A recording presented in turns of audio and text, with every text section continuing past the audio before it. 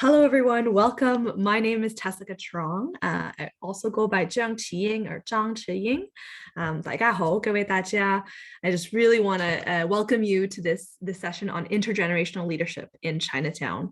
And before I begin, I too would like to acknowledge that the Chinatown Reimagined Forum is taking on the traditional, ancestral, and unceded territories of the Coast Salish peoples, including the Squamish, Stolo, Tsleil-Waututh, and Musqueam nations. I'm personally calling from the traditional and ancestral and unceded territories of the Lekwungen-speaking peoples, including the Esquimalt and the Songhees. And for those of you who are calling from other parts of the region, I hope that you can take a moment to acknowledge and to thank those Indigenous folks who live and care for those lands. I want to recognize in particular the ways that Indigenous and Chinese communities have lifted each other up across Turtle Island and here on these lands, while also naming that Chinese communities as settlers have benefited from settler colonization on these territories. And so as we talk about reimagining Chinatown and its future, I want to invite us to reimagine together, to repair, to build, and to strengthen solidarities between our communities as well. So before we begin, I want to give you a bit of an overview of the flow of the conversation that we'll be having today. I'll be introducing each of our wonderful panelists, sharing their bio, and they'll have a chance to share with you in 3 minutes their story, their perspective on our topic. And then we'll have a panel discussion all together with a series of questions, and then over to you as well. So we're really excited to hear from you, to hear your thoughts, but also to invite you to ask your questions to our panelists. And then we'll have a final closing round from each of them. And so without further ado, I want to invite our first panelist, Daniel Chang. He's an inspiring documentary journalist and is currently completing his BA in Asian Studies and Asian, Canadian, and Asian Migration Studies at UBC. He has moved between Los Angeles and Beijing and currently calls Vancouver home. His involvement in Vancouver Chinatown includes producing content for a Seat at the Table exhibition, Speak My Language radio, and with that, I'll turn it over to you, Daniel, who will share his story and also some slides. Awesome. Yeah, I'll share my slides in a second. But yeah, thank you, Tessica, for the introduction. So for my presentation, I'll just quickly talk about some of the projects that I've worked on in Chinatown, as well as a bit about myself. So moving across cities, like Tessica had mentioned, I have a relative short relationship with Vancouver and also Vancouver Chinatown. So just like everyone else here, I'm also learning. I feel like, especially being on the youngest person on this panel, I'm always listening to more stories, and it's a very valuable experience for me on my journey of navigating my relationship with my heritage and culture. So I'll take this time to speak about my involvement in various nonprofits, and from which shine light on some of the opportunities available, especially and acknowledging folks in leadership who have made a tremendous impact on myself, especially over the past couple of years, and for doing great work in the community. So I'll get my screen going. I think y'all should see here. So yeah, I'll quickly go over some of the projects that I've worked on. So this is the Speak My Language radio documentary. I found this, I stumbled upon this opportunity through a random email blast through UBC. So thank you to that. And this is a project where, this is a storytelling project where we interviewed low-income Chinese seniors through the Yarrow Intergenerational Society for Justice. And we talked about them, about their experiences of language and cultural barriers in accessing healthcare, and while exploring their individual and collective healing and envisioning what a culturally accessible healthcare system could be through a radio documentary. And this photo is from the screening event, and in the center was actually the popo that my team interviewed. She talked about her experience living alone in Chinatown, away from her family, and how difficult it was for her to just go to the hospital all the time, finding a hospital that had Chinese Mandarin support for her, just because going to a hospital that spoke English, she couldn't understand what they were prescribing her. And it was just it's a very heartfelt story that was actually my first contact with Chinatown. That was the first time that I started learning about the people there and felt like, this could actually be a community that I could participate in, although I never lived there. I don't have family roots there. And this was 3 years ago. So moving on, this is social activities at senior care centers, which I've been involved with over this summer with the Suzhou Alley Women's Mural Project. And I had the opportunity to go to Harmony House and Simon K. Wiley Center to interact with these seniors and have these arts and crafts projects that really made their day and made my day probably even more. I'm working with a couple of artists through the Suzhou Alley's Women's Mural platform. And through this, we're making a short film as well that's currently ongoing and should come out sometime next year, along with the physical mural. And then finally, this is UBC Instruct, as well as UBC ACAM, through which I'm actually participating in supporting this forum, as well as the Seat at the Table exhibition at the MOV, as well as the Chinese Canadian Museum in Chinatown. And yeah, these are all opportunities that I'm extremely grateful for, and I've made valuable friendships and had wonderful people from higher up guiding me and walking us through, the importance of this history, as well as the value of the work that we're doing, and particularly these community-based research projects that really bring a lot of value to students who are still navigating what they want to do and what they like to become in the future. So this is a crucial first step for developing intergenerational leadership in Chinatown, and excited to have more conversations about this. Thanks. Thanks so much, Daniel, for that and for sharing briefly the many projects. I'm really looking forward to diving more deeply into those and sharing with the audience your work. Next up, we have Kimberly Wong. Kimberly Wong is a queer Chinese Canadian femme whose work smears the intersection of her identity. They have been recognized by the city and the province for their accomplishments in climate justice and multiculturalism, and their work continues to evolve beyond this. Since 2019, Kimberly has served as the co-chair of the City of Vancouver's Chinatown Legacy Stewardship Group, LSG. You might have heard of it referred to. She's also working as the Race and Equity Program Manager with the local nonprofit Hua Foundation, and is an elected organizing committee member with One City Vancouver. Kimberly's work is deepened through their experience of living as a renter, a cyclist, and being a fifth-generation descendant of ancestors who have long histories organizing for equity across communities on this land. So please join me in welcoming Kimberly to the stage, to the virtual stage. Thanks, Kimberly. Over to you. Thank you for that wonderful introduction, Tess. So yeah, as Teska said, my name is Kimberly Wong. I'm a fifth-generation Cantonese person. I do work in the nonprofit sector with Asian diasporic youth with Hua Foundation. But I also sit as the co-chair of the City of Vancouver Chinatown Legacy Stewardship Group, which is an umbrella advisory committee working on preserving Chinatown's culture and heritage. And our members include more than 36 community representatives from clan and benevolent associations, nonprofits, the BIA, arts and culture organizations, neighborhood houses, social service workers, frontline workers, and more. But it's also the official organizing body that is co-hosting this forum in partnership with the Chinatown Transformation Team. So, so happy to be here.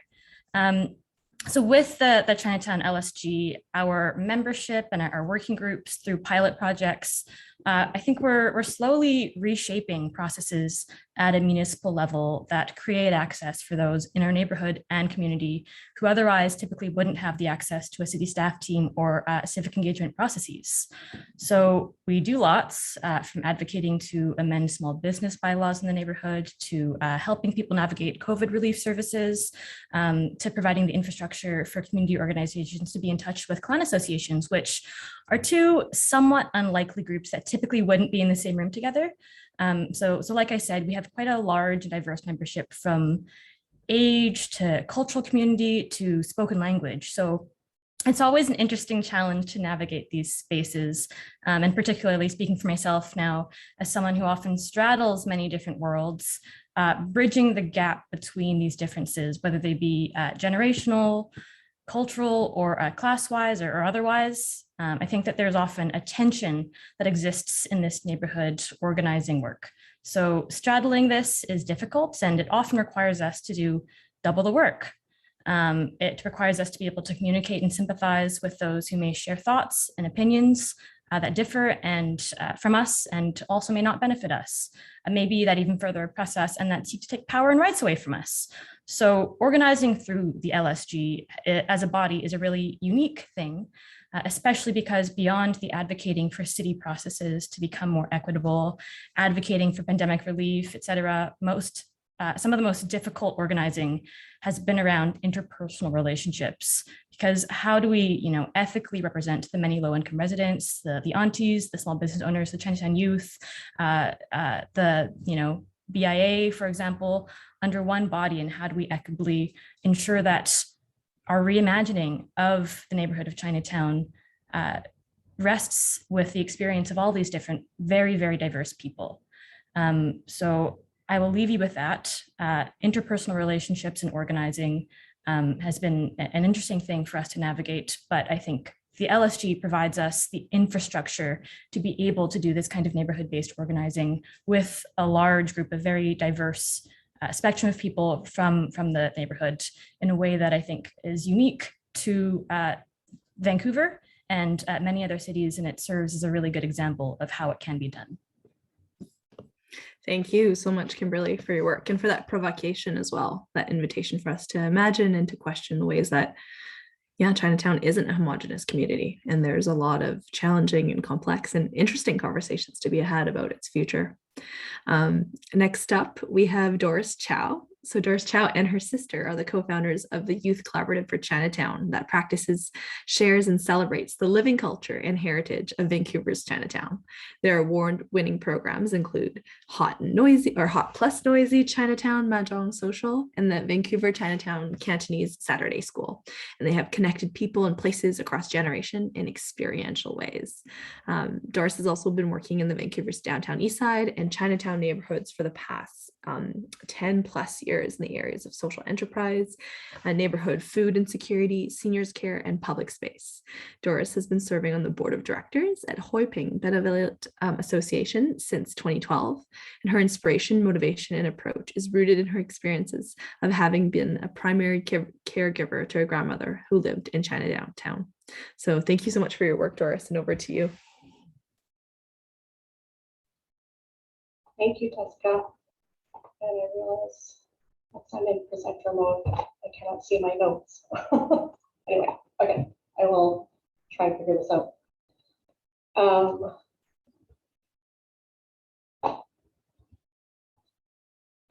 Okay. Okay. I'm just going to do it this way. Sorry. I have not done that many PowerPoint presentations. No need to so my apologies. Just take your time. Okay. It's all good. We can see your slides, your presentation slides. The mic is a little bit fuzzy. I don't know if you might be able to speak into it a bit more. I can understand you, but I just wonder if there might be. Okay. Awesome. I'll hold my mic. Okay. So, as Jessica mentioned, my sister and I are two of the co-founders of the Collaborator for Chinatown. We started in 2015 as the community was experiencing I would say a trauma of erasure and displacement from some of the new condos in the neighborhood, particularly at Van Keeper. And 105 Keeper was also entering in the scene as a new proposal right in the heart of Chinatown. And there was this general acceptance of a narrative that Chinatown was dead and dying, and a group of, many youth were just constantly talking in circles and trying to figure out what are we going to do, what are we going to do, and eventually we landed on let's just do and demonstrate and express what the Chinatown that we really feel and what we value. And in 2015, May of 2015, we broke out with Mahjong in the Chinatown Memorial Square or Plaza, and brought Mahjong for everybody, which is what you see here. And we've also brought karaoke and expanded to karaoke, and we belted out song and dance. We brought ping pong. and took up space. And then we eventually expanded to Cantonese Language School in partnership with the Wong Benevolent Association and the UBC Cantonese Language Program to reclaim language and speak it in the streets of Chinatown. And we also do an annual singing celebration to honor our ancestors. And yes, that is a full roast pig that you see there. And then eventually, you know, we started seeing families coming to our events on a regular basis. This family comes from as far as Langley to participate in. They took our Saturday school Cantonese language class together. They come to Mahjong all the time, and they came from the Singing Festival as well. And people were coming from pretty far, we would say. And even during COVID, we did some online classes where people from as far as the UK were participating to learn Cantonese in the COVID context.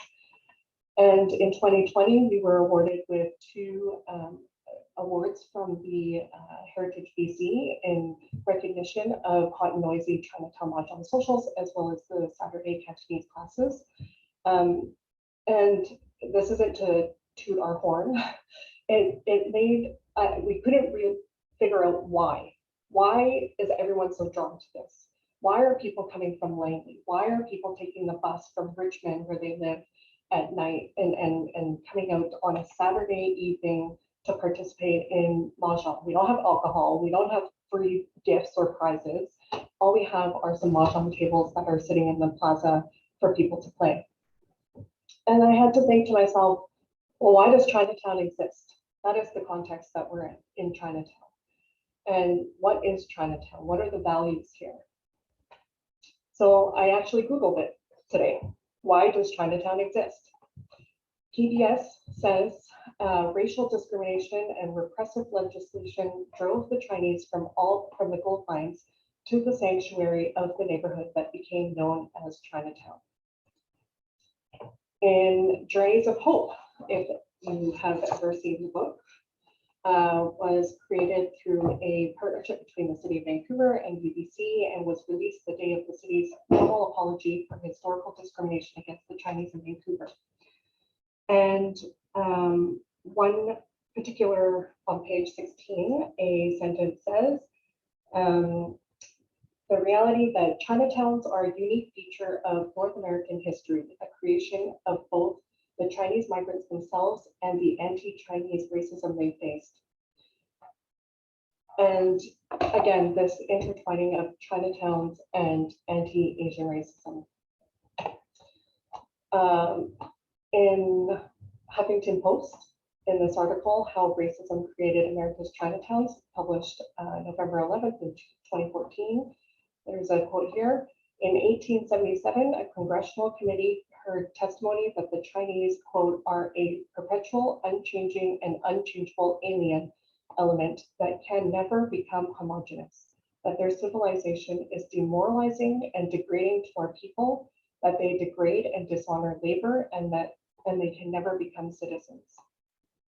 Why is this relevant to Mahjong? It's a place where people like Michael can be himself and to sing in Cantonese, and where we've been told our language is ugly and demoralizing and that we will never assimilate. It's true. We don't want to assimilate. The whole point is that Chinatown is a sanctuary for the community to be able to be ourselves, to be unapologetically and publicly Asian, like Michael you see here. And these activities are acts of resistance against the internalized racism and trauma that we have lived with all our lives. And we're working to build and maintain safe spaces for these activities to continue. And I'll leave it at that. Thank you. Thank you so much, Doris, for that historical context, explaining how Chinatown's, a place of resilience and strength. And I hope that we can dive more deeply into our connections to Chinatown as well. So thanks so much for that, Doris. Next up, we have Jeffrey Wong, who's a director with the Wong Association of Vancouver. He was born and raised in this very city and is a passionate history buff. He's a vice president of the Wong's Benevolent Association and a volunteer archivist for the association as well. So please join me in welcoming Jeffrey. Thank you, Jessica. I'm just going to share this photo. There we go. Hope you guys can all see it. So yes, my name is Jeffrey Wong, and I'm vice president of the Wong's Benevolent Association, one of the many clans in Vancouver's Chinatown. We focus on educating youth on Chinese culture and preserving it, and also preserving our history. And so I volunteered, I started getting involved around 7, 8 years ago, through a referral from June and Doris at Youth Collaborative when I volunteered for them. They referred me to the Wong's Benevolent Association, and that's when it all started. I started to get to know some of the elders that are in the building and manage and run the association. And since then, I've been trying to document the traditions and participate in the events. So a few of my elders, like Uncle Tim, Uncle King, they have run the associations for over 50 years. And they have a wealth of knowledge that is very precious to our culture. Something that is very, like, it'd be a shame if it's lost. So yes, so as a youth, I participate in many of the traditional rituals and ceremonies of our associations, like the ancestor worships, the Qingming ceremonies, and the Baisan rituals. There's also the New Year's parade that we always remember going down, freezing cold as youth joining. The Wongs also run the Hansing Athletic Club, and the elders, they used to have a music band, and trying to find something to be in common with the elders, learning Chinese classical music. And this kind of weird this Western Chinese fusion practice jam session that we do. And then through my volunteer work, I get to know some of the youth that are either connected through our associations through their grandparents, or they are just interested youth that want to come and volunteer. We've been gradually growing our youth membership at the Wong's Association. And the important thing for the youth in our associations is because we both run Hansing Athletic Club, which has a very large group of youth that practice Chinese martial arts and sports. And then the Munkang class, which unfortunately closed a few years back due to declining membership, but with collaboration with the Youth Collaborative of Chinatown, we've reopened and to teach the general public Chinese language. Yeah, so that's my slides. Oops. That's my slides. But yeah, so just the important thing for us youth in the clan associations is to continue these organizations like Hansing and Munkang that are not just for Wongs, and they continue to pass down Chinese tradition. Absolutely. Thanks so much, Jeffrey, for your work and bringing new generations into Chinatown. Language preservation, martial arts, culture is so valuable, and looking forward to chatting more about that. And our fifth and finalist panelist is William Lau. He's a Chinatown advocate based across the Rockies in Edmonton. He was fortunate enough to grow up with strong ties to his Chinese heritage as a Chinese-born Canadian.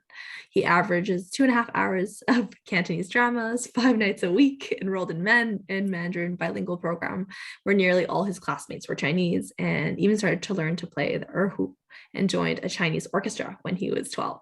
However, he didn't get involved with the Chinese community until he was encouraged to by the vice chair of the Board of Governors at the University of Alberta during his term as president of the U of A's student union in 2014. He now lives in Edmonton's Chinatown, facilitating exports to Asia as a day job while volunteering on evenings and weekends with the Chinatown Transformation Collaborative Society of Edmonton. So with that, I'll pass it over to Will. Thanks so much for joining us. Thank you, Jessica, and the messages so far have been amazing. In Edmonton's Chinatown, I'd have to say one of our key challenges is capacity building. The few people that are here and very involved are very involved, and it's a continuous struggle looking at bringing more people in. So I did kind of change my topic, my presentation last minute on a new kind of project that we're going to be working on, inspired by the Ismaili Muslim community. So some key aspects that we learned from them recently. Community service is very important in the Ismaili community, and they really break down everything they do into age-appropriate tasks. As it was told to me, from the age of 3, they're out at banquets serving water, and when they're 4 or 5, those kids are teaching the new 3-year-olds how to go around and serve water, and a little bit older they're out serving food, and it allows and everything that they do is so well documented. The community supports their youth by helping to document experiences, training parents on how to build portfolios for their kids, make it easy for them to apply for scholarships. And recognition is just as strong in their community, internal to their community, and externally, uplifting one another, recognizing their champions, nominating their members for top 30, top 40 under 40 awards. And hearing that was so inspirational, and really wanting to hope that here in Edmonton, our community, our village could also come together to raise our children. And this relates to Doris's presentation, because one of the key challenges in all Chinatowns is how do we bring people in, and we recognize that maybe a community leadership program, something where we engage parents, is really one of the things that TNT can't replace.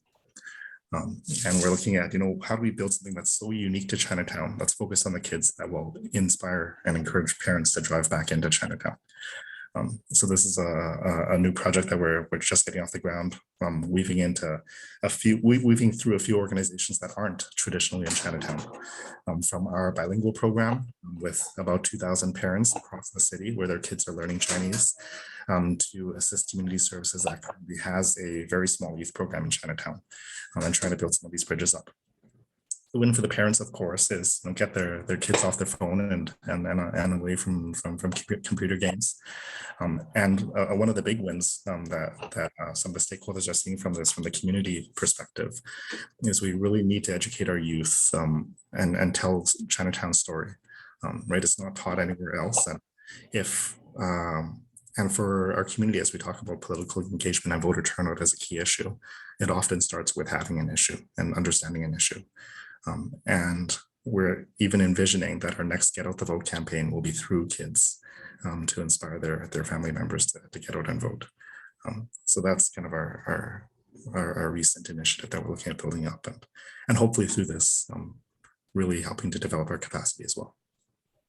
Absolutely. Thanks for sharing that, William. And it's always interesting to hear what other Chinatowns across Turtle Island or Canada are doing, because there's so much that we can learn from one another.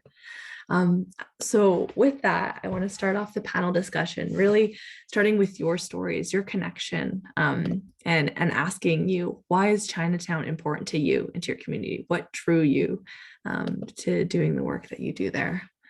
And I was wondering, Doris, if you could kick it off, just knowing that your connection to Chinatown, and especially to your grandmother there too.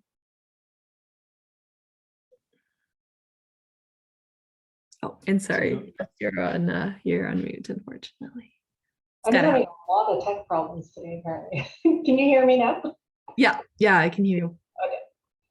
Okay. Sorry, can you repeat the question now? Yeah, no worries. Just your connection to, why is Chinatown important to you? Yeah, so our grandmother lived in Chinatown for the last 15 years of her life. And my sister and I were the primary caregivers for her as she lived there. And so a lot of what our approach has really been through that lens of knowing her and her kind of feistiness, if you will, and love for Chinatown and as a place of belonging. And so, you know, all these activities that we're doing and the seniors that we're engaging, like we could totally see our grandmother, who's not here anymore, but our grandmother being in the same place and enjoying these same activities. And really thinking about like, oh, well, what would grandma want to do? Or, what kind of things would we want? What kind of spaces facilitate these kinds of intergenerational engagements, these intergenerational relationship building. And she was always the happiest when, eating the foods that she likes to eat or we like to eat, like that commonality of and not just food, of everything. And yeah, just having that space to be herself, I think is really the approach that we take. Absolutely. Thanks so much, Doris. And I see Jeffrey nodding quite vigorously, just wanting to see if you wanted to chime in with, do you have a favorite memory or a story that you want to share about your connection to Chinatown? It's mainly my memories are mainly focused with the clan and my elders at the Wong's Association. But when you ask like, please say like, why is Chinatowns important? I could say this about the Wongs, but then it also reaches because they say this about the Wong's Association, but it could also relate to other clans and Chinatown as a whole, which is that the elders say that their elders formed the association under such intense racism, and we were able to continue to have an association here in Chinatown till today. So it would be a real shame that if we let the torch drop on our hands. So that's why I continue on doing this work, but also at the same time, discovering all these stories, all this history, all these connections and community relationships that are very precious, and it's very rare to see anywhere else. And it's just, again, it'd be a shame to lose it. Absolutely. Thanks for that, Jeffrey. Does anyone else want to jump in? Just raise your hand or feel free to unmute yourself with a story or a favorite memory from Chinatown. Yeah, go for it, Will. Yeah, a few of the driving forces to really continue this work is, on one hand, learning the experiences from other Chinatowns and feeling the responsibility of passing those lessons on. For example, in Edmonton here, feeling very fortunate that we're not actively fighting gentrification yet. It gives us a great sense of hope that, if we can gather our community together and be proactive and work hard enough that we can control our own destiny. Also, some driving forces there is recognizing that the youth bring very important perspectives to the work that we're doing, and seeing how differently things might be if we just kept doing the same thing over and over again. And I think one of the biggest motivators for me a few years ago to get involved even more is when our community here in Chinatown fought hard against supervised injection. And on one hand, I think as a younger individual that understands the value of harm reduction, but also sees the pain that the community members are facing, right? Really wanting to build those bridges and hoping that we would never see another headline in the newspaper that says, Chinese community fights safe injection. So I think that there's so many topics, and now again with truth and reconciliation as well, right? There's so many areas where I think younger perspectives can bring so much more value for all community members. Absolutely. Thanks so much, Will, for sharing that and the complexities of navigating community challenges and change in a community. Kimberly, did you want to go next? Yeah, thanks for making the space and for asking this question. I really appreciate particularly what Doris was speaking about, and I personally have found it very liberating to be in YCC spaces playing mahjong with very many matriarchs, and in a space that is so particularly important for a lot of Chinese Canadian youth. That was like a little slip. I meant matriarchs. I was thinking about patriarchs because I was hearing Jeffrey's story and have a lot of personal pain around clan associations. My grandfather being one of the people who was really instrumental in working with Hon Sing and Jinhua Sing Music Society.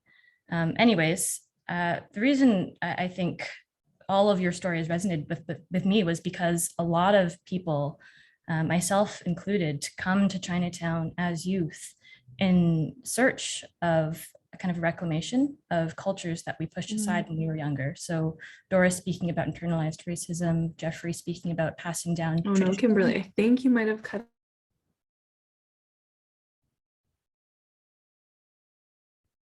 Maybe it's Tessica's internet? I think, maybe? Okay. Okay, go ahead. Thank you. Tess, I think it was your internet because everybody else was moving fine. I think it might have been me. My apologies. But what I was saying was Chinatown has always been a space where a lot of Chinese Canadian youth have come to try and reclaim their identities and learn more about their cultures. I personally am somebody who has struggled trying to do that because I don't speak my ancestral language. But being around in spaces with other folks who share that story, who share that yearning, really, really honestly saved my life, saved me from a lot of pain, and allowed me to be able to do the work that we do today, and use my skills working in social policy and otherwise for this. So I think that, you know, the work that all the folks here are doing will make space for more folks to continue to be in this neighborhood and to you know, pave new paths for the ways that Chinatown serves us and those who can't be here to speak for themselves today, for example. Absolutely. Thanks for that, Kimberly. And to wrap us up, I wanted to ask Daniel as well, just what drew you to working, because having lived in multiple places and being relatively newer to Vancouver, what drew you to coming to Vancouver's Chinatown and to do work there?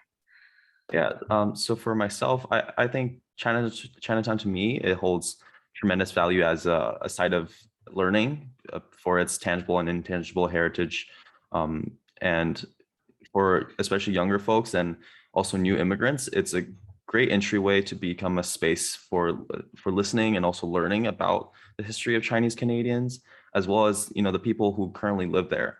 Going back to my experience working for the radio documentary at Yarrow, through the project, I was connected with one of the seniors. She lived just on Kiefer Street, and my second time meeting her was me and also my group partner. We went to her house with the recorder, and she invited us into her home. Her husband was back in China at the time, and we just talked for 2 hours straight. And she treated us like probably one of her grandchildren were just another kids on the street. And it was, at the time, I was very focused on capturing the story and also learning about her story. But when I reflect back, it's such a strange thing to do.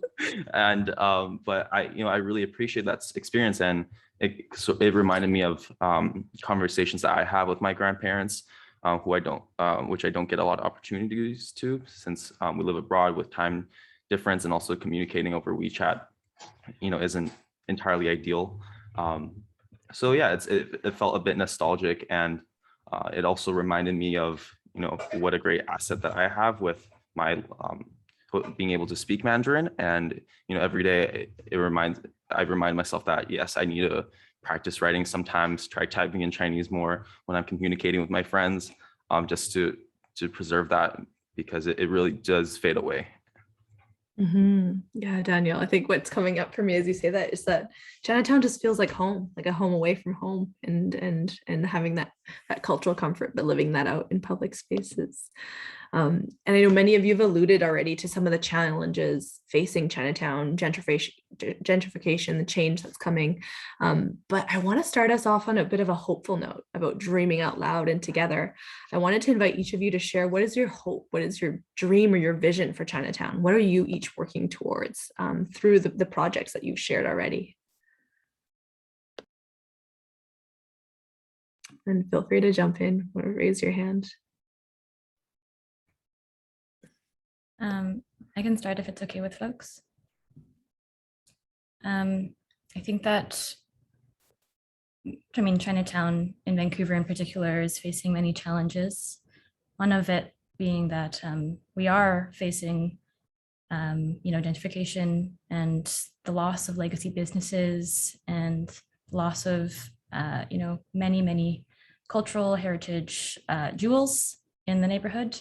And so ensuring that we have the proper protections to ensure that the neighborhood, what we have right now, remains in existence is really important to me. So dreaming blue sky future, I hope that the clan associations that are so instrumental in a lot of early immigrants and a lot of multi-generational Cantonese people, especially histories, are able to maintain the traditions, but also allow perhaps more diverse folks to become a part of the leadership of these spaces, to be able to host cultural traditions like Cantonese opera. I would love to see more integration between many of the younger folks who might not be here, who, for example, work in queer arts spaces in Chinatown, which is a growing scene in the neighborhood. For us to be able to see drag on the streets, for us to be able to see the many different forms of art that exist in the neighborhood. As Doris alluded to, Chinatown has always been a space of sanctuary for folks who couldn't find it elsewhere, whether by policy or by systemic oppression. I think my personal hope as somebody who is also queer and openly and proudly so, I hope that a lot of the traditional spaces in Chinatown who are seeking youth and are seeking new membership really embrace the many new members of our community, many of whom are queer and trans. I think there's a tension there that needs to be unearthed, and I think has a lot of potential to be incredibly beautiful. And yeah, I'll leave it at that. Absolutely. Thank you, Kimberly, for sharing that. Does anyone want to step up next to share their dream, their hope for Chinatown? Doris, go ahead. When we were doing 105 Kiefer, or like when that was coming online, and there was all these newspaper articles about, oh, Chinatown's dead, it's dying, there's a rich man, what's the point, blah, blah, blah, who cares? And a lot of media people were always like, well, why should people care about Chinatown? And to be honest, now, at that time it was kind of like, oh, well, you should care because of this and the history and the blah blah blah and how it laid the foundations for Canada, and all the stuff that I'm sure everyone in this panel discussion and the attendees are aware of. But now, a few years later, today, when I think about it, I really don't care. To be honest, I don't think that people care about Chinatown the same way I don't necessarily care about Champlain Heights, or people from Champlain Heights caring about Chinatown. Like, we don't have to care about every single neighborhood. It is worthy and intrinsic in and of itself to the people who are there. And it really bugs me when it's always like, how are you going to make it so that anyone can be welcome there? And it's like, it's not meant for you to be welcome here. I'm sorry. But I'm not saying that it's not welcome. It's like again, the history of Chinatown was that there were marginalized groups, and not just Chinese, who found sanctuary and found relationships and reciprocity and trust and dreams and ability to be themselves in this space. And so to nurture that, as opposed to, and that this community is nurturing that, not constantly, and that's the kind of opposition to when we're talking about building like touristy Chinatown. A lot of people are always like, oh, well, touristy Chinatowns feel different. It's like, Well, yeah, because you're constantly trying to make it palatable for somebody outside, to make them care, to make them like it, to make them like you. That's not the point. That totally misses the idea of what Chinatown is, to me, at least. So it's how do we center this community and the changes that it is going through itself, including, as Kimberly mentioned, the queer community and the LGBTQ. Like, seeing Pride in Chinatown is amazing, and like seeing the shifts in recognizing like the different dynamics that are coming in. But we're not here to make chicken feet palatable to whoever comes to dim sum. Like, I'm sorry, if you don't want to eat it, don't eat it. Like, go somewhere else. I'm gonna eat it, and this is where the table is, that where chicken feet is loved. Do you know what I mean?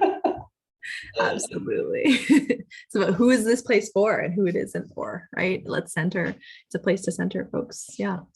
On that part, I feel I see both Will and Jeff like laughing and nodding along. I don't know if you want to jump in on your vision for Chinatown. I think that's us saying Daniel first.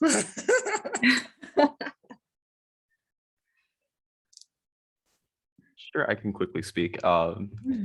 Yeah, adding on to those points, I think for Chinatown's future, I'd say we definitely have to preserve some of its core spirits, which is a community that's adaptive and resilient, and with its history as a hub and sanctuary for immigrants and marginalized groups. It's a space where people come to find community, and that community obviously doesn't stay consistent over time. I think it's pointless to try to recover what Chinatown was in the past, because obviously it's changing all the time. And it's important for people who are part of that community currently to make it their own and make it somewhere where, like everyone said, they feel safe in, and somewhere where people can express themselves, whether it's through the art scene or hosting events. It's something that's ever changing, and hopefully whether it's through governmental support and also as well as organizational community leaders, I'm sure everyone's visions will contribute to what Chinatown will eventually become in the future. And I think it's important to take this time to appreciate what people are doing, and through that, and also send out an open invitation for people who are still trying to find a community, and just know that there's a space as long as you come to listen and to learn more. I think that's what Chinatown should be about, and something that I'm also doing currently. Thanks for that, Daniel. Next up, Jeffrey, what's your vision? What is your hope for what the Wong Association and beyond in Chinatown looks like? It's so hard because I rarely ever think of what's the hope for the future when I'm focusing on what's at my doorstep all the time, or what's the roof situation. But I guess it is right, like what Doris and Kimberly has said, is that in the future, hopefully, like places like the clan associations can adapt to a changing community, but at the same time, continuing on our traditions and passing down the culture. And also at the same time, these clan associations, we're often quite siloed in our own world. So hopefully that down the road, we can communicate better with each other, to work together and continue on passing on our traditions. Thanks for that, Jeffrey. And over to you, Will. What's your vision for Chinatown in Edmonton, and what can we learn maybe from that? No, not much to learn, because we're so different, right? One of the key differences between Edmonton and Vancouver, for example, if you check out Edmonton, Chinatown on a map, our footprint's quite large. Lots of open parking lots, right? The sense of emptiness actually is often something that's commented on quite often, in a way that the larger buildings in our Chinatown are the social agencies, and we have a lot of smaller 1 to 2-story buildings, lots of vacancies as well. So our kind of challenge moving forward and the vision is really making sure that as our benevolent associations and as our BIAs have been actually have this hunger for development and business attraction in the area. Our challenge is to make sure that that's always balanced and grounded in Chinatown's identity. So I think the vision is to ensure that we can continue to move forward and make progress with these balances. Whether it's between growth and economic development and heritage and historic preservation, as well as ensuring that our relationships with the vulnerable community members, the social agencies, and the residents in the area, most of which are non-Chinese, are included in these conversations as well. Thanks for that, Will. And I know sometimes it is hard to take that space to like step back and to dream when there's so many, it feels like there might be so many threats right at our doorstep, right? As Jeffrey said, you got to patch the roof before you can think about, the whole house itself, right? And I think, each of you have alluded to some of the challenges you faced already, but I want to dig deeper into what are some of those systemic challenges or those infrastructural barriers that you face as young people, as organizers in your communities, to get towards this vision, towards this goal. Who wants to jump in on some of the challenges that we want to name in this space so that folks are aware this is getting in the way of Chinatown and its future?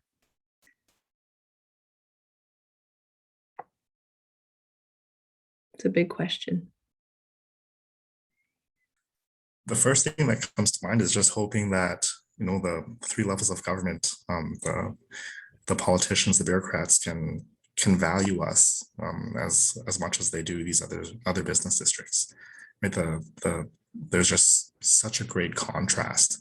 Our BIA's executive director, he'll literally spend hours a day just on 311. That's our local app where you report things to the city, and response times are slow.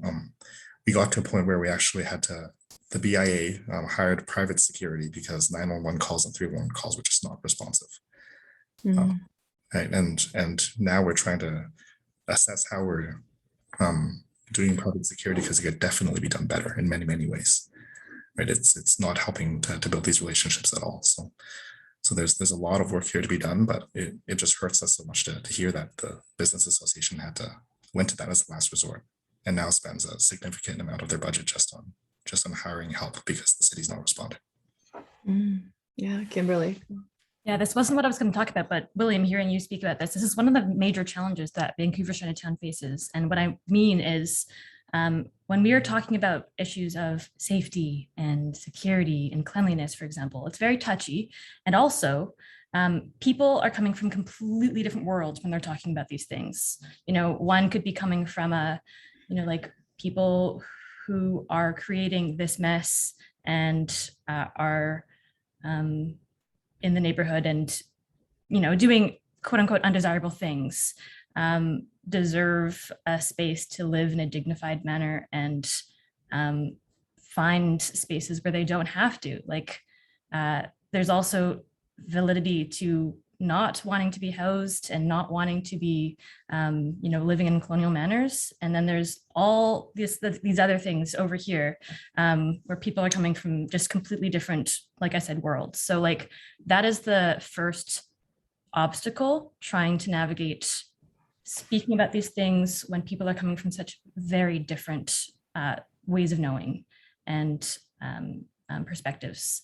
The second thing is, like you said, trying to advocate to different levels of government and also to city staff, for example, and tell them these things are happening. So first thing is proving that it's happening, which is always required. And the second thing is what infrastructure do we need to be able to quote unquote deal with whatever is happening?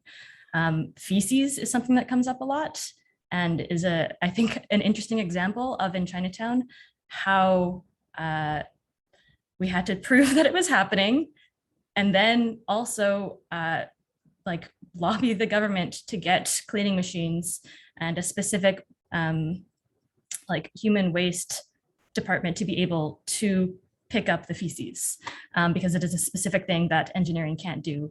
Anyways, didn't mean to talk about poop, but I think it's a good example and illustration of how complex a tiny problem that is in a neighborhood that affects a lot of people can take so incredibly long to be able to have to, advocate for the smallest thing when we're working within processes that are not meant to help neighborhoods like ours. Thanks, Kimberly, for that nuance. And Doris, I was just going to say, it kind of goes back to your question about who is Chinatown for and whose safety are we talking about, right? There's multitudes in that. Go ahead. You know, William had mentioned the big word, gentrification. And I think part of the tension around these ideas of safety and who and community kind of bringing people in and keeping people out and all these kinds of dynamics, at the root of it is really the process of gentrification, and that is this dynamic is really a symptom of that. I've noticed in more recent years, and this is not just Vancouver's Chinatown, but I'm sure in Chinatowns everywhere and other neighborhoods, that this process of gentrification is the importance of public spaces and the businesses that we're losing. A lot of these spaces are where people from different classes, different cultural backgrounds, different perspectives, different colors, different ages actually come together and coexist.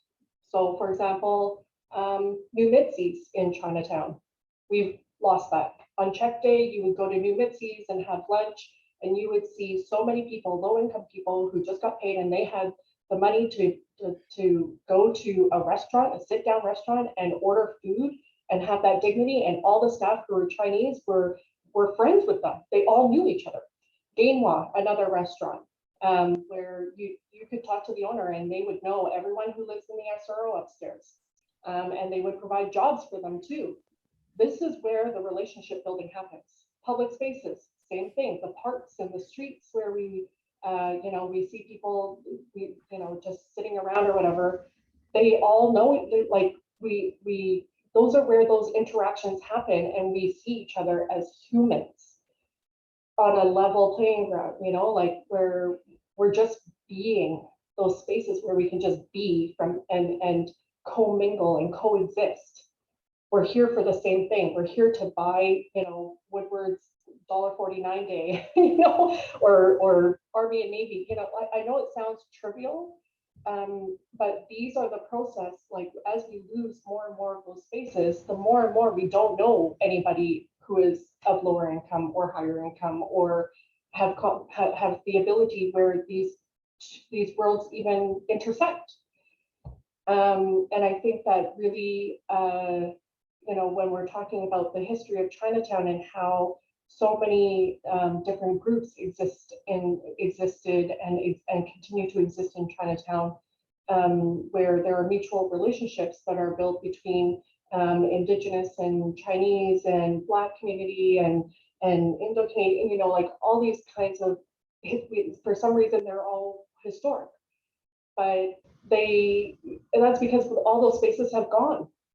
So where are we going to build those places again where people can feel comfortable doing that, where they can come together, and they're becoming and I don't mean forced either. I find that there's sometimes like these projects that are like, oh well, we're going to bring this person who's Indigenous and this person who's Chinese, and then we're going to have them make conversation, and it's like, no, it needs to be organic. These, in order for it to be sustainable and long and real, it needs to be organic. So we need to create the conditions that allow for that to happen. Just like how parks, you can't just keep programming parks never ending and then assume that people are just going to take over. It's like, no, the actual sustainable way of building parks and public spaces and plazas is to just create the conditions where people actually want to be so that they can run their own activities. We shouldn't have to continue mahjong forever. People should feel like, oh, we can do mahjong here, great. We'll bring our own chairs and our own tables and our own whatever. Go to Portsmouth Square in San Francisco. People play Chinese chess on cardboard boxes because that's where they feel comfortable and where they feel themselves and safe. So how are we building those spaces where people can be themselves in space and to coexist and build relationships. And yeah, I'll leave it at that. Thanks for that, Doris. No, I really appreciate that. And we had a question from the audience just about naming racism, right? And how if racism faced by previous generations was a catalyst for Chinatown, how does the current anti-Asian sentiment and ongoing racism impact the reimagining of Chinatown in your work? How do you see it show up?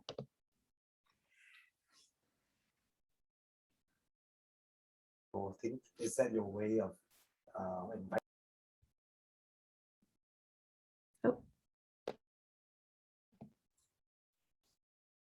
Thanks for that. Sorry. If just to repeat the question from the audience, just about racism, and as Doris, you mentioned before, if racism was a catalyst for Chinatown, how does the current anti-Asian sentiment impact the reimagining of Chinatown? Kimberly.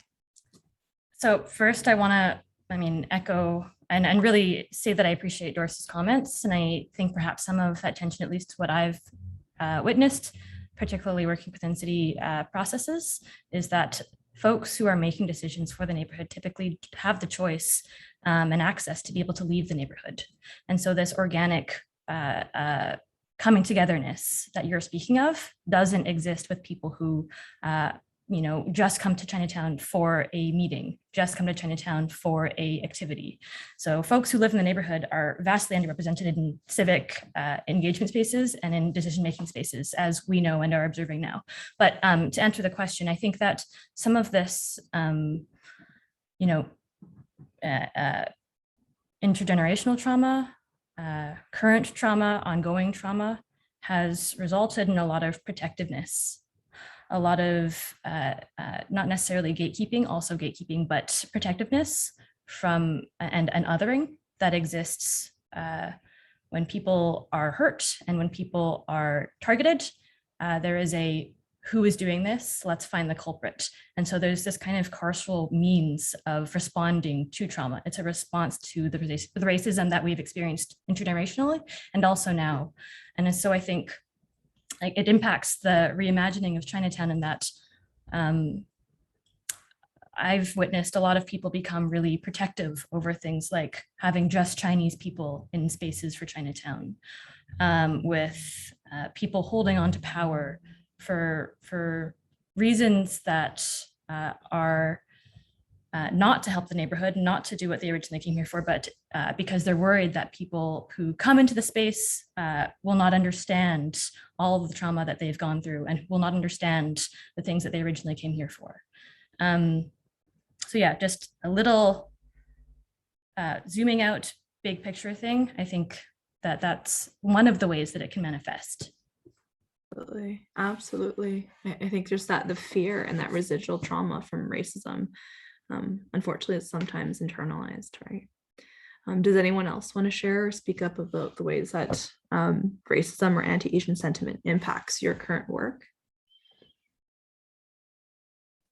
Where it's come up, I guess, in three instances. One is for us realizing kind of how important it is to talk about, what Doris shared earlier, right? Why do we even have Chinatown? Where we're often starting our media stories with just, oh, we're hurting, we're here, and we're hurting. But recently we've been trying to get back to, well, why, right? Let's start with why we have Chinatown in the first place and make sure we're briefing everybody on that. Because I'd still assume that majority of, let's say, Canadians, right, still don't really understand that. We still get asked every now and then, oh, just be grateful that you even have a Chinatown. We don't have a, in Edmonton, we don't have a India town, or we don't have a formal Koreatown, et cetera, et cetera. So really, I think the racism, even though it's a thing of the past, it's still so important in the work that we do now. The anti-Asian sentiment specifically, where it's come up, number two, is really in we're reaching out for economic aid, and really highlighting that narrative that actually, for example, there's these new, Chrystia Freeland just announced, new grants for hardest hit businesses. And for hardest hit businesses, you have to show your financials for the past 12 months. We're starting to do the homework to see if 12 months is going to be enough for Chinatown, because we're pretty sure that Chinatown businesses were hurting right much earlier than other businesses were. Right, so that's number two. Number three is just in, when we're reaching out to governments for help and funding. Right here in Edmonton, the most funding we've ever had for Chinatown initiatives was to create our Chinatown Transformation Collaborative back in 2016, 2017. And it's the most we've ever had, and it was 800,000 over, just under 800,000 over 4 years. So less than 200,000 a year. And we're just starting to learn, thanks to Vancouver's leadership, that, hey, let's look at what other business districts are getting. Like, why are we so grateful that we're getting this, and when it's actually created other problems as well. So I think being hyper aware now that we do want to be treated equitably, and that for our community is even a new perspective. Absolutely. I had another question just around, and this came up through the audience questions, just around the intergenerational organizing efforts, right? Are there gaps in the intergenerational organizing efforts right now, and how do we reach across generations? But also particularly, I think the question that came from the audience was really highlighting that there's often a role for young people, for youth, and you've created those roles for yourself often too, and for elders. But what is the role for those who are, middle age, too old to be considered youth, but too young to be seen as elders, to help bring in and step into this intergenerational collaboration that's been happening?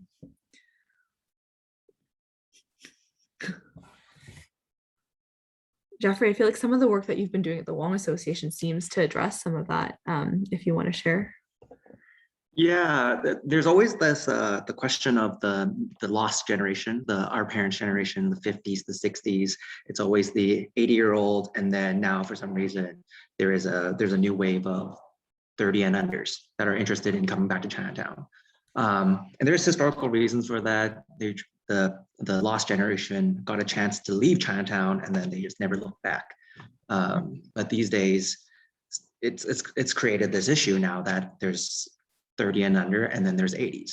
And of course, there's going to be a major clash of ideological beliefs. And from my personal experience, the best way to work at it is that you got to kind of realize that you got to kind of compromise.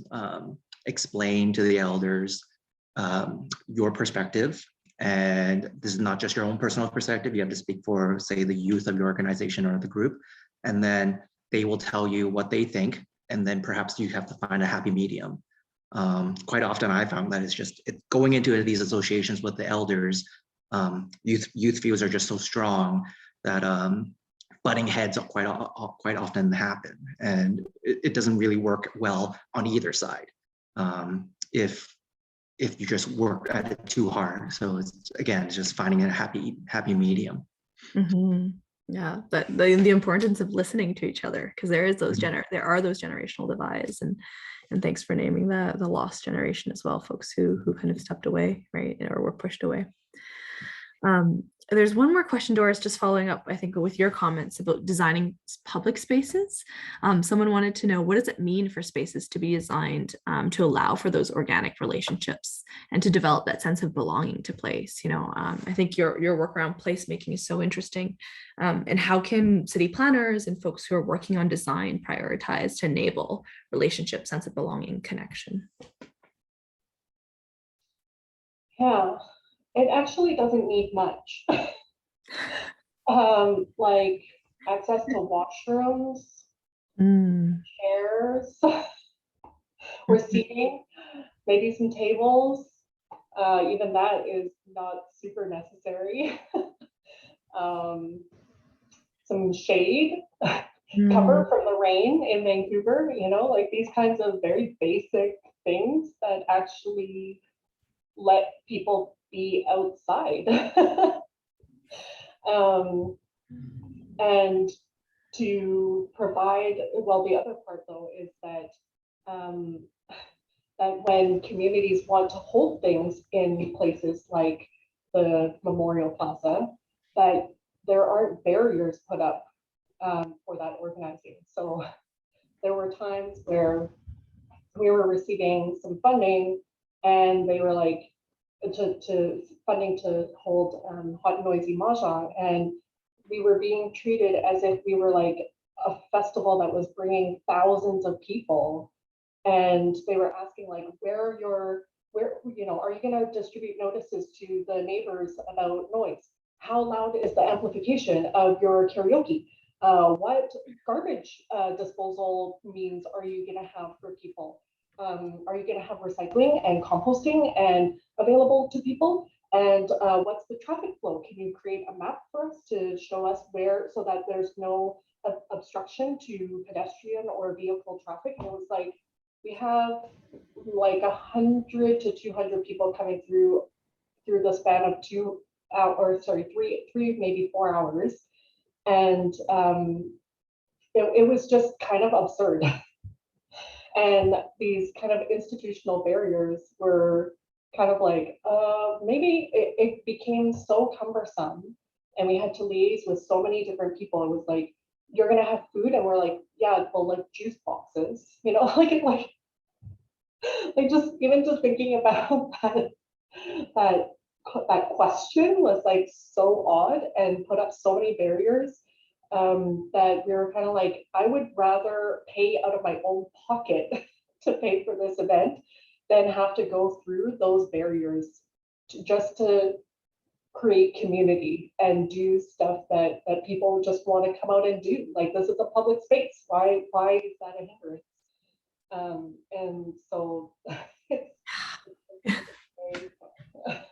Yeah, it seems very absurd, but also frustrating that, you know, I think what you're organizing doesn't fit into some of these previous boxes, and they're trying to make something fit and using a different framework, applying it to an event where it seems like so much of that could be answered in a conversation. Or how, you know, or how do you actually enable communities and nonprofits to really, with the limited resources that they have, do incredible organizing work, like what you said around, it doesn't take much. It really doesn't. That basic infrastructure is, if you just leave it be, and if the site is favorable, people will just start using it. And we actually see it in Chinatowns, particularly in the US, more so.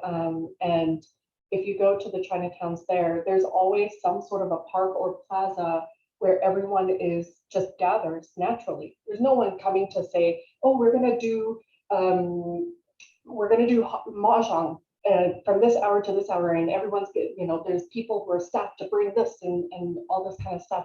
It doesn't work like that in some of the other Chinatowns and the vibrant neighborhoods. It just happens. And there's organic community building. We get people coming all the time, and they're like, well, you know, we're from out of town. Where do people gather? Where do they go if they want to meet each other? Or, you know, and hot and noisy mahjong became that space. But it's not sustainable when we have to constantly be hauling the tables to come and to like put up posters and promote it and say it's this time to this time, you know. As much as we love doing it, we have to also enable the community to have agency to do it on their own. That's actual community capacity, for them to organize on their own and give that space. How do we nurture that? Absolutely. Sorry, that's a very long answer to a very simple question. I think it needs a long answer sometimes. Unfortunately, we are coming to near the close of our this panel, but I did want to give each panelist a chance to share some closing comments and to address our closing question of, like, if you had to pick one, you know, or one or two, what is the single most important thing that you hope to see for Chinatown in the next 2 to 3 years? Something concrete. Like, what would you like the audience to know? What would you like, you know, folks who are listening, whether it's a takeaway or something that you'd like them to take action on? What's that most important thing that you're hoping to see for Chinatown?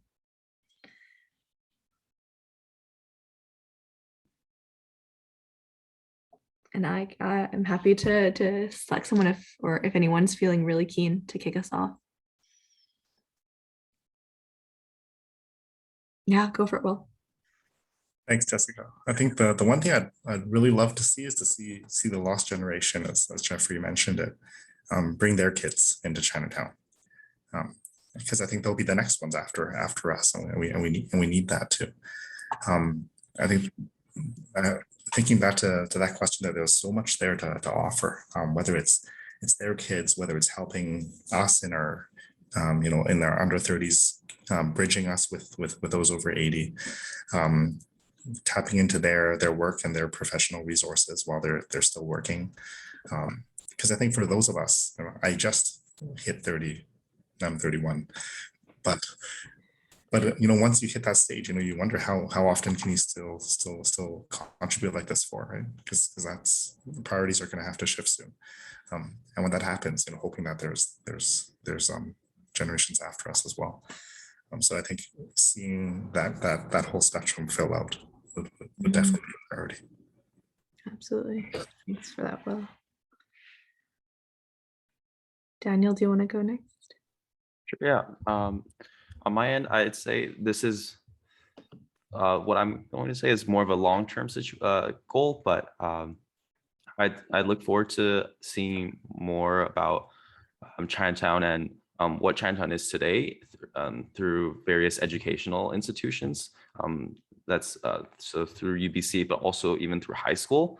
Reflecting on my high school experience here, I went to high school in Richmond, which is a very, I went to an predominantly Asian school. And even then, on the curriculum that we had, I barely learned about Chinatown. It was, we briefly mentioned about historical instances of racism. We probably talked about it for one day, maybe two. Two classes in social studies, and that was pretty much it. And the rest of what I know today, as well as people urging me to go into Chinatown and also having these opportunities exposed to me, it was all through university. And even then, it was probably through my program, being in Asian studies and in ACAM. So there are lots of folks who are outside of those channels that these opportunities aren't exposed to them, and the history is also very neglected. So I hope to see this implemented from, I guess it would be through a provincial level, through education, and definitely focus a lot more on Chinatown and the Chinese Canadian community, and also other marginalized communities who are presently still living and thriving in BC. Absolutely. Thanks, Daniel. Education about Chinatown is so important. Jeffrey, over to you. Yeah, I think for me, the most important thing coming maybe from the clan's perspective is that perhaps like more aid, whether it be financial or whatnot, from all three levels of government. Like as youth, we all come into these places with certain skills, but we can only do so much. And most of these buildings in our neighborhood are 100 years old, and so a lot of our focus is that even if we want to activate the space for, say, youth activity or anything else different, the challenge is that the building is falling apart at the same time, and upkeeping, it really diverts the attention from any other future work that we might want to do when we're dealing with a leaky roof every other week, or foundational work or whatnot. So yeah, I feel like if the governments feel that Chinatown is worth saving, it's just do something to help us. Yeah, it's really through budgets, right? Resources that show our priorities. Absolutely. Doris, do you want to go next? I always feel really bad for people listening to me because I never have anything tangible. No easy, oh no, easy solution. Oh, that's what I'm going to do. It's a really hard question, because there's not one specific thing. Like I feel like with COVID and how the world suffering really, that things have gotten a lot more complicated, and the urgency is even more dire. And I want to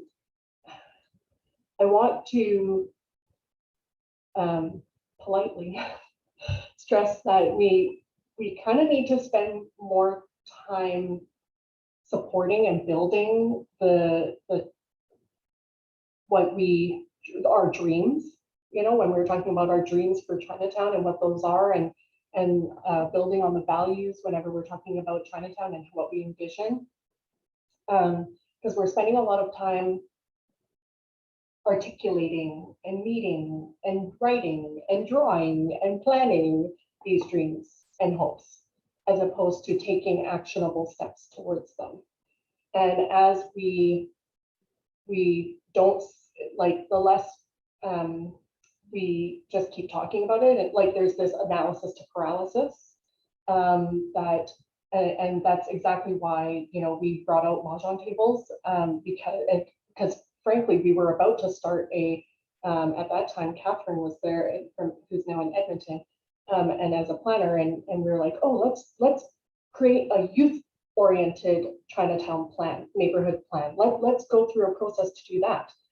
And it was actually Catherine, the planner, who said, we need to stop planning and just start doing. And I highly recommend this one book called Rework. And it's more of a pep talk than anything, but really that planning is one of the major lessons in the book that I hold very close, is that planning is just guessing at the end of the day.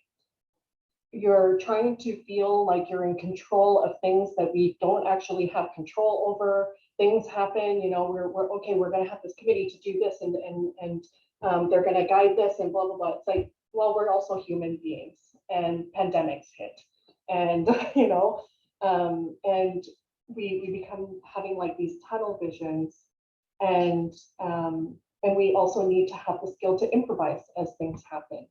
So we don't actually, how do we build those skills to be able to do as we plan, and make sure that those plans aren't forever. So I feel like that institutional and that colonial approach of like, okay, we're going to have this neighborhood plan, and then we're going to monitor it and blah, blah, blah. It's like, you know, the rezoning of the entire Chinatown, you know, when 105 Keeper hit, it was kind of like, oh crap, like we thought rezoning the neighborhood would result in this, and now we're seeing the results, and now what? We were wrong. Like those things don't allow for those kinds of those pivots, and so how do we get out of that negative spiral of feedback loop of like just constantly planning and making the jump to start doing. Mm-hmm. That's what I would. Yeah, and I think you've demonstrated that so clearly, right, through all those pop-up projects that are now showing people, you know, your vision and dream and what Chinatown has been and where it could be, just showing and having people experience it for themselves. It's powerful. It's really, really powerful. Last but not least, Kimberly. Yeah, really appreciate what everybody said. I think every 3 to 5 years, there is a new group of interested individuals who comes into Vancouver's Chinatown, who comes to, you know, reclaim culture and learns about traditions and is like, I found it. I found the answer to saving Chinatown, because this is the narrative that we are taught. So part of my hopes are that the things that we're doing now, the organizing, the capacity building, the sharing of traditions, is more well documented. And I think part of it is things like this, like the forum, so that these resources are accessible to folks who are learning and are interested in doing cultural work, cultural planning, social planning, city planning. And so that this interest that people have is well informed by the context of the community's own, like Doris said, agency. I think one of the best investments that Vancouver's Chinatown could make truly is hiring a coordinator to coordinate people. I don't think there is one specific organizing body that is able to represent and civically engage with all of the different organizing bodies in Chinatown, because there are so many with C's as well. And I think that having the ability to have a central space that is not the city and not a governmental organization to be able to do that, because everybody else is volunteering their time with you know, their opinions and discussions, that is what's valuable.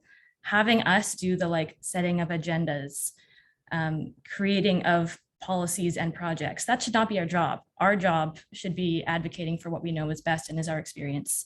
So that's my actionable thing. I think it makes a difference and can make the difference between, you know, campaigns surviving versus becoming national heritage sites, between, you know, us being able to thrive as a community. So that is a tangible capacity piece that I think would really, really help Chinatown. Thanks, Kimberly, for that concrete suggestion and the rippling out that could have of bringing and connecting people together, like in our conversation today.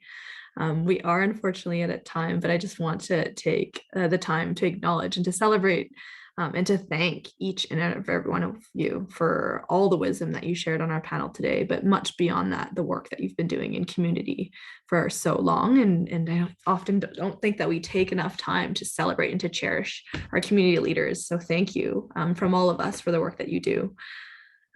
It's just really incredible and really, really inspiring.